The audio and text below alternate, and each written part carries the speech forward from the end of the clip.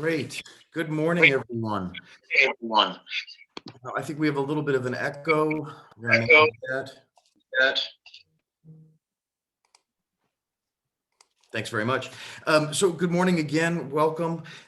This press conference is being held by New Yorkers United for Justice. I'm the executive director there, Alexander Horowitz. We're very glad you could join us. A couple of quick housekeeping notes before we begin. This press conference is being recorded for distribution to regional press outlets, Buffalo and the surrounding areas. And today we're joined by a few experts in criminal justice reform and from community-based organizations, including Reverend Mark Blue of Buffalo NAACP, Ames Graward of the Brennan Center, Khalil Cumberbatch of CCJ, and Cindy McCacken. We're very, very grateful to have these experts with us today as we discuss the urgent need for parole reform in New York State. The NYUJ Coalition is a coalition of 14 bipartisan, 14 organizations. We are bipartisan, we are interfaith, and we are all working together to bring common sense criminal justice reform to New York. The time is now for parole reform in this state. The parole system in New York, as we've said many times, is broken. It is incredibly expensive, and it is racist. Millions, hundreds of millions of dollars of taxpayer money goes to reincarcerate people, not for new criminal offenses, not for breaking any laws, but for technical parole violations. In fact, that number statewide is around $650 million a year spent reincarcerating people for non-criminal offenses. Now, at a moment of enormous budget crisis for the state of New York, that kind of waste is simply unacceptable. However, while the economic cost of this broken parole system is extraordinary, the human cost is even worse.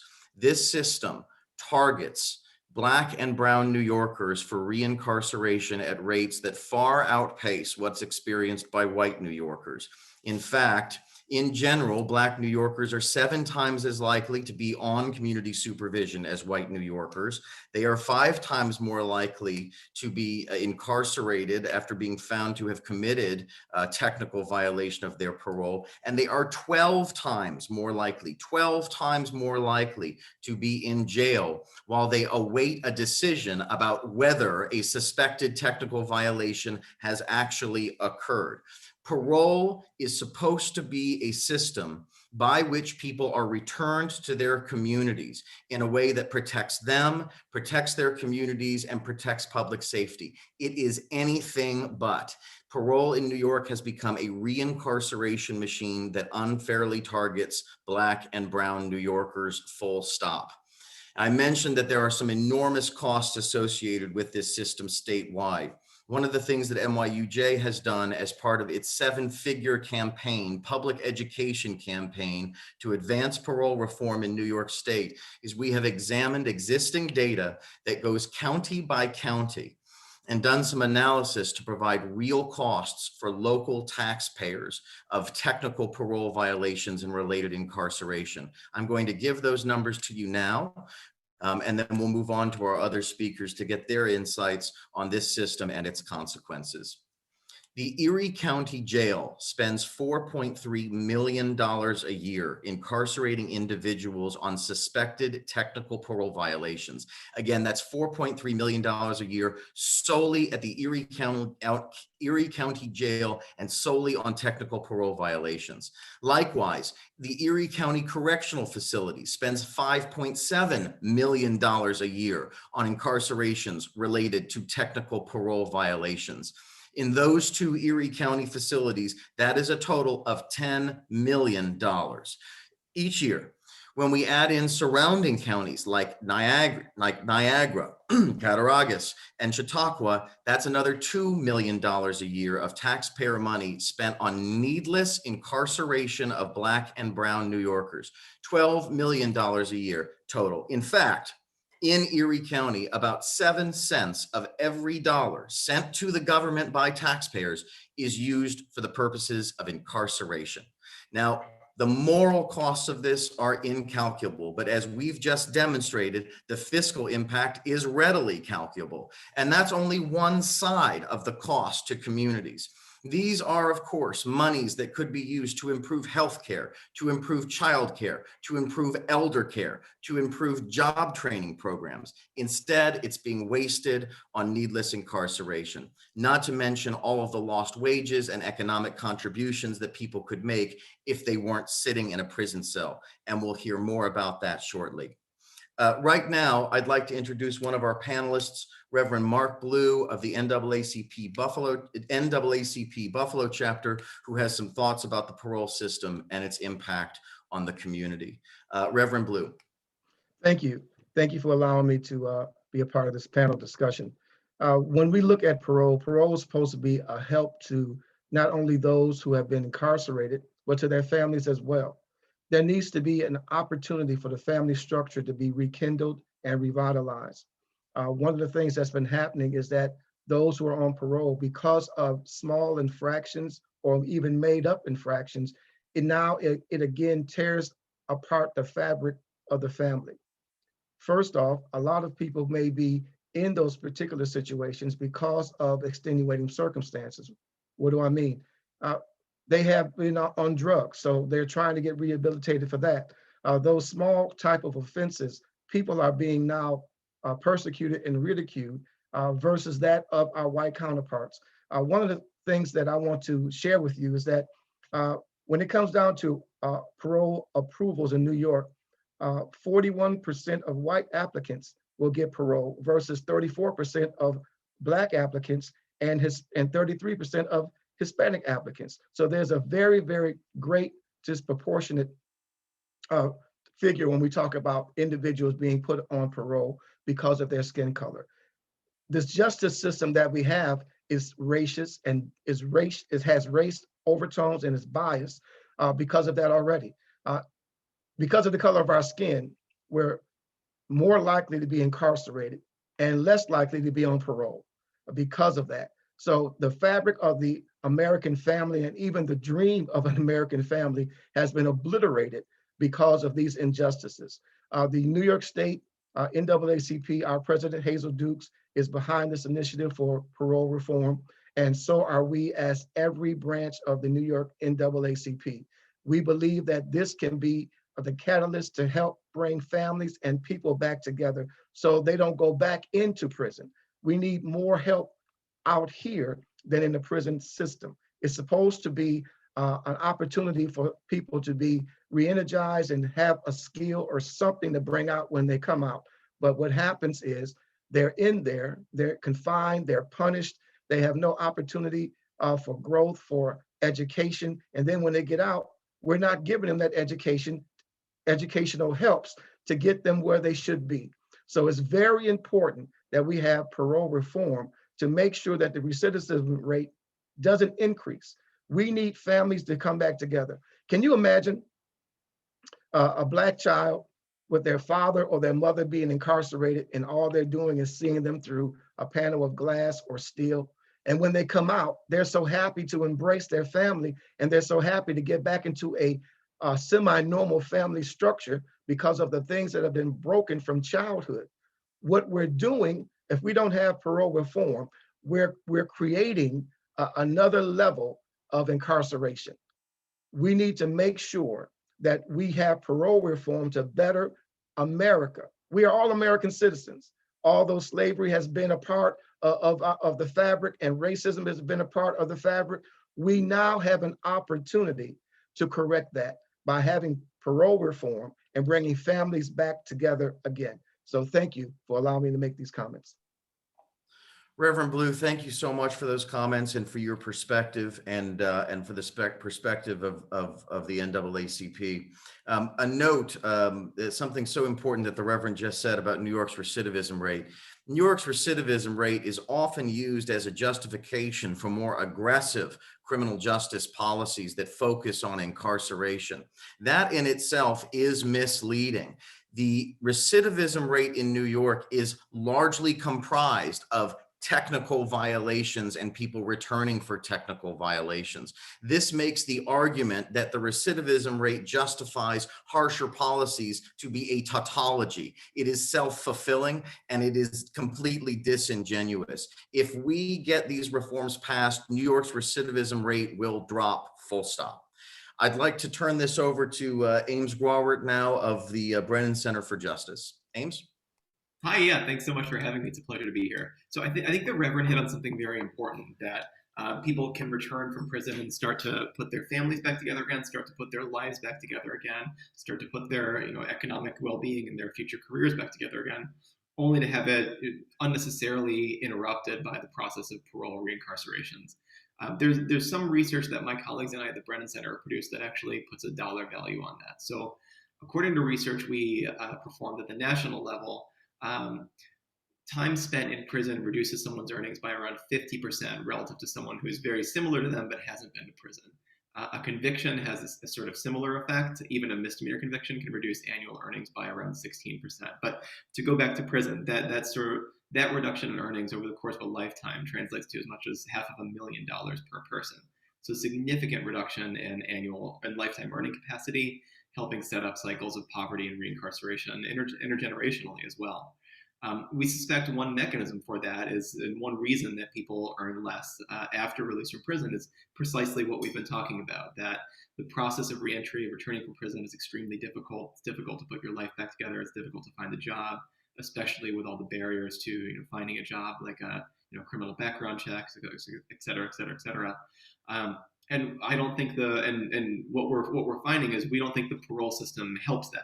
Like if you're returning home from prison, trying to put your life back together, only to be tripped up by mechanisms that will send you right back to prison for non-criminal violations that don't jeopardize public safety, that's not helping people get back on their feet. That's not helping break the link that we identify between poverty and mass incarceration.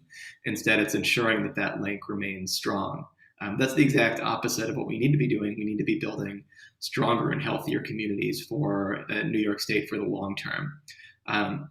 So I think it's really important when people look at legislation to reform parole. Naturally, one thing legislators are going to be thinking about is, what does this cost in the short term? And that's obviously a really important calculation.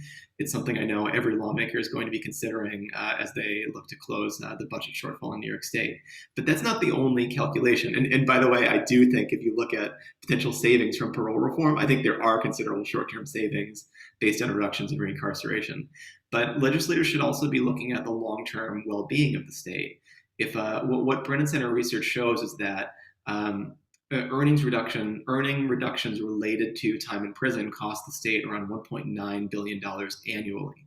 Helping to break the cycle between poverty and mass incarceration will help to recover those earnings, and those will flow back into the communities that need them most. And I should underscore, too, that this is a racial justice issue. When we talk about lost earnings related to time in prison, those costs are disproportionately borne by people of color. Our research suggests in the 70 to 80% of the 1.9 billion that we identify is lost by communities of color. I strongly encourage legislators to take both a short-term view of how technical reincarcerations cost the state, considerable amount of money, as this new NYUJ paper shows, but also how it affects the long-term well-being of the state and the long-term well-being of people of color and communities of color in the state. Ames, thank you. Those numbers are incredibly substantial and significant, and we appreciate the data and the commentary. I'd like to introduce Khalil Cumberbatch of the Council on Criminal Justice, also a senior advisor to the New Yorkers United for Justice Coalition, for his thoughts. Khalil? Yeah, sure. Thank you, Alexander, and thank you everyone for having me. I just wanted to build off of what the Reverend and Ames had talked about when we talk about this impact, particularly a financial impact that parole and needless incarceration due to someone being on parole, but also kind of add into that mix or include into that conversation the impact that needless technical parole violations have not only on the individual, but also on families, on communities.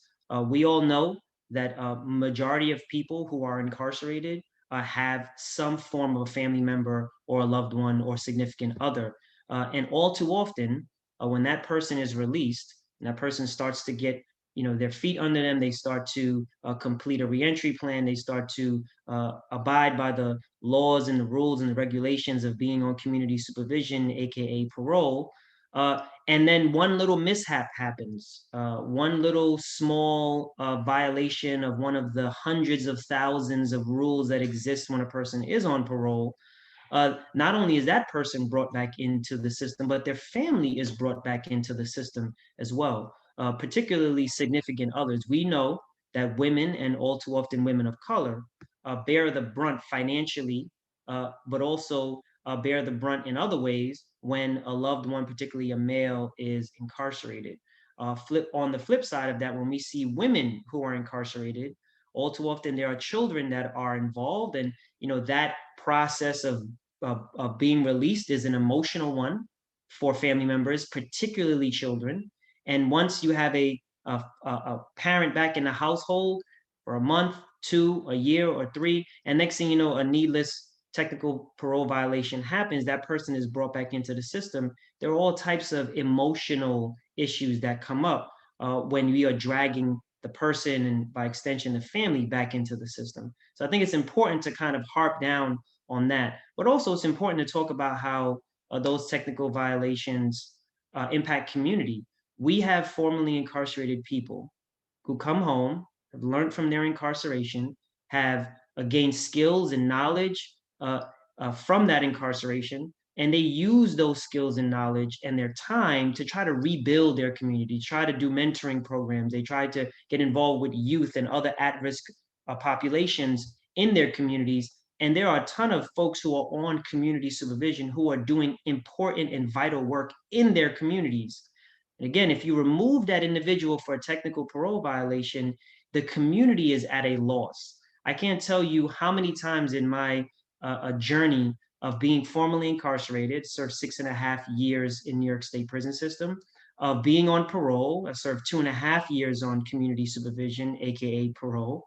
And I saw folks who were just like me coming home, who made a series of bad decisions, were trying to rebuild a legacy for themselves, trying to get involved in their community, were snatched out of their community for needless technical parole violations. In one instance, one individual was sent back to serve 2 years and 4 months of a sentence that he had left, that was on a bid that he was serving, had been released and been out for about 3 years, still owed some community supervision time, was brought back into the system for the entire 2 years and 4 months after being out for 3 years. And I can't tell you what kind of impact that had on his elderly mother, on his elderly father, who died during his time of serving the rest of the technical parole violation. And there are unfortunately countless other situations where we can highlight how needless not only the incarceration was, but also how needless the emotional and financial strain that was placed on the family, on the community, on the individual, just because of one violation of a minor rule. So, again, adding to what the Reverend and Ames had pointed out about all of the fiscal impact, especially now as the state is trying to grapple with how we are going to close a huge financial gap. Yes, we should be thinking about and talking about those issues. And I know that elected officials all too often want to know, in the end, what is the bottom line? What is the price tag? And how much money can we save? But also think about all of the immeasurable impact that we will be saving communities, particularly communities of color, when we stop needless incarceration because of technical parole violations. I'm going to echo the same call for us, for our state legislature to do what's right and to enact parole reform this session, because not only do we need it as a state financially, but we need it as a state morally and ethically.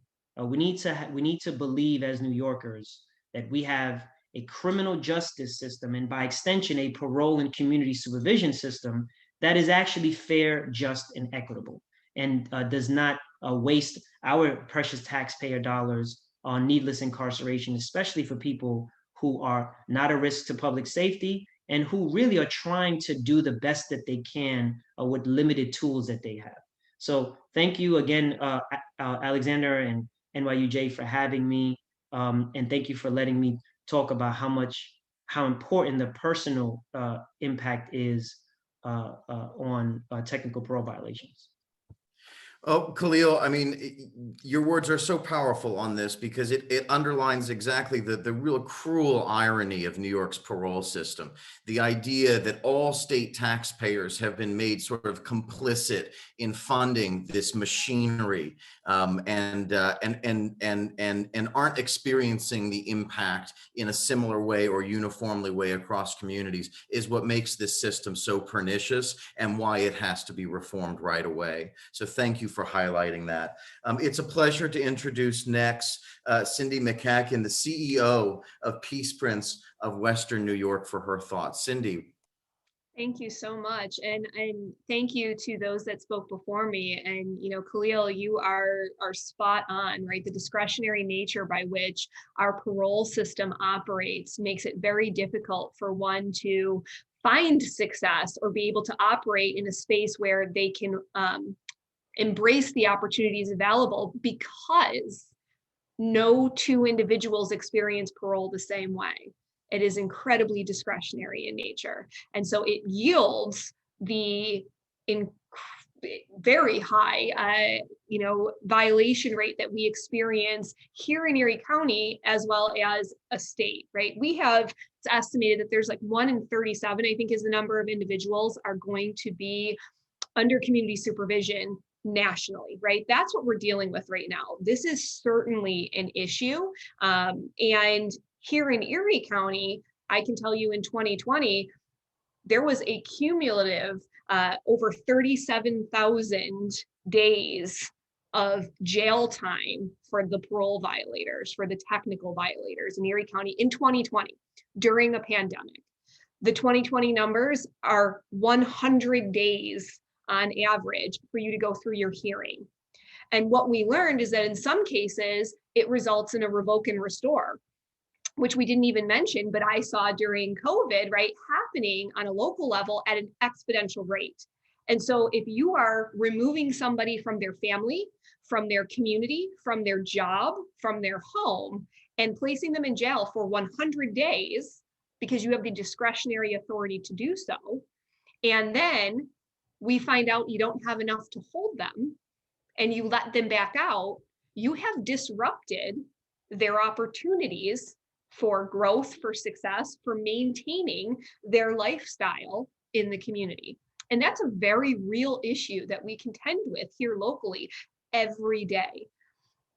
In a 2019 report from New York State Docs, it's one of their legislative reports, 85% of those that came back were for a parole violation. 85% of those that are passing back through the system. And that to me is incredibly upsetting and frustrating to know that the opportunities that should be there for you are not. I have experienced, although myself not going to jail, working with individuals for the last decade on an intimate level here locally, and the frustrations of trying to balance the mandates, the requirements, the sometimes what feels like hoops you have to go through in order to maintain your freedom, which I would challenge when we're talking about community supervision and extension of our prison system. I would challenge whether there is truly freedom there when you are out on parole, and trying to meet all of those demands only to have a parole officer that just might not like you. And something as simple as that, knowing that that's going to determine your fate. Seeing young people who go back into the system and it completely alters the trajectory of their lives, and they weren't doing anything wrong. They really weren't. They were trying to survive and meet all of these demands and balance this. And let's not forget, these individuals are returning to us from a state system that is incredibly archaic in its structure to begin with, that bolsters institutional mindset and behavior and makes it incredibly difficult for you to acclimate and assimilate back into the community when you get out. on top of adding all of these demands, and then discretionary authority. Here in Erie County, we have the second highest community supervision rate, if you will. So individuals coming out and being released in the state. And I think the struggle that I have and what has become very real to me more recently, especially as we operated through a pandemic, is the fact that the number of technical violations didn't decrease. They didn't increase, but they surely didn't decrease. And we are not talking about new crimes. We are talking about an entity that up until this point, up until this push, up until this opportunity to have our political, and legislative bodies begin to speak on it, generally speaking, got away unscathed. And we're able to continue in this method and in this mode. And it has a ripple effect.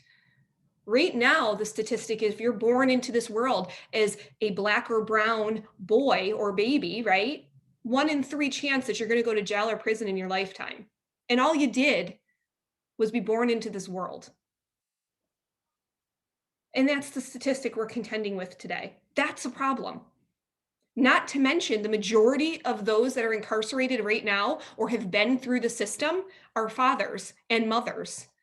92% of the individuals, the men that are incarcerated, are parents. Now we're talking about generational experiences. We're talking about families being separated. And then when you look at local numbers in Erie County, even if that's still not enough and it's not hitting you, you look at the disproportionate rate of our young people in the juvenile system that will eventually be entering our state systems. This perpetuating, right, concern of racial disparities. It aligns with our state numbers.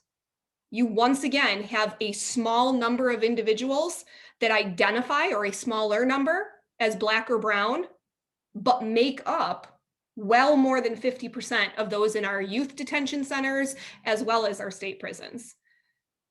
So the time is now absolutely to have these conversations. And I am excited to know that these conversations are happening on a state level and that there are opportunities to consider alternatives and what that looks like, because I have seen over the years far too many families be separated, far too much injustice built within the system, and an overwhelming lack of opportunity for individuals to continue, right, to push forward.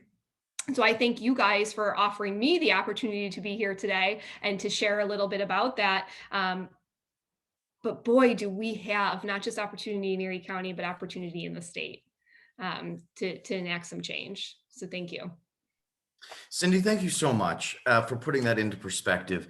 And I think one of the most important takeaways from your remarks and really from everyone's remarks is that individually around the state of New York, all communities are suffering under this system. And they've been suffering distinctly, and they've been suffering separately, because this is one of those dark recesses of the criminal justice system that hits locally and hits hard and chews up families and chews up communities. And in order to have the privilege of doing that, it saps vital resources out of the tax base and out of the government that could be used to correct these problems so that they don't happen in the first place. So for all of those reasons and for all of the remarks we heard today, as you said, Cindy, the time is well past now for comprehensive parole reform. And with the bills that are moving through the legislature and with the courage of legislators who are sponsoring those bills, we could see a statewide change that will have what we all want, which is meaningful local impact that supports our communities, supports families, reduces a tax burden, supports public safety, but most importantly of all, reduces incarceration and makes our system less racist and more fair. I'd like to thank all of our panelists who joined us today. This is a fascinating discussion. If there are any questions from the live attendees, we're happy to field them now. Again, as a reminder, this press conference will be distributed throughout the region for reference, and there'll be a follow-up press release, of course, with quotes from all of our panelists. Are there any questions today? Yes, I have a question. This is Thomas O'Neill White from WBFO News. I actually just came out with a series last week on parole reform, and a lot of you were featured in it, so thank you for that. Where do we stand with bills like Less is More Act and the Fair and Timely Parole Act? Where do they sit in the state legislature, and how confident are you that at least one of these bills gets passed in the next session? Well, the bills are working their way through committees at the moment. And that's a very, very good sign because the committee work is happening and it's happening at a decent pace.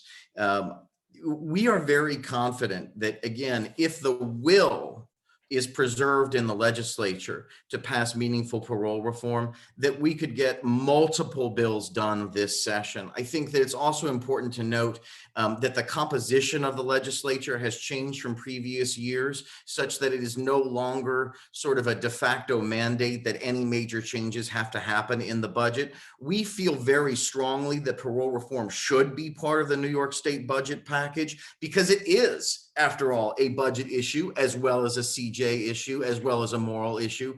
But even if it's not done in the budget, the composition of the legislature and the unusualness of this session still presents an enormous opportunity to get a lot of work done on these bills this session. So we're very confident. I'd like to open up the floor to anybody else who might like to talk about the legislative process, if there are any other comments about that. No? Okay. Any other questions? Very good. Well, Thomas, thank you for joining us. Thank you for the question. It's great to talk to you again. Thank you also to Spectrum for joining us. And please look out for follow-up materials from this press conference. And NYUJ again will be putting on local press conferences throughout the state to address specifically these types of local economic and social costs. Thank you very much to our panelists again, and have a very good day. Thank you all. Take care, everyone. Thanks. Thanks.